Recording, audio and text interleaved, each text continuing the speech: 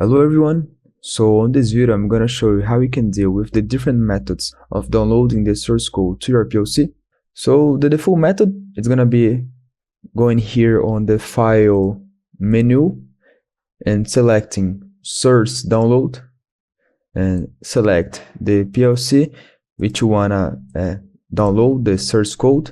So you will be able to upload this code later on into your computer. But you can also select different methods to download the source code to your PLC. To do this, you need to go to the project menu and go to the project settings. Here you're going to select source download, and now you can select the different ways, so the timing when you want to download the source code.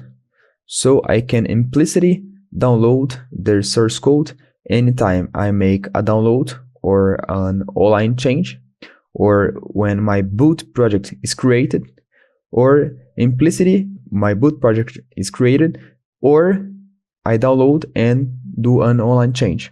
So the full method is a prompt, so anytime I make a new download or I make an online change, it will prompt a screen that will ask me to download the source code if I want to do this, or if I don't want, or if I want to make the source code only by demand.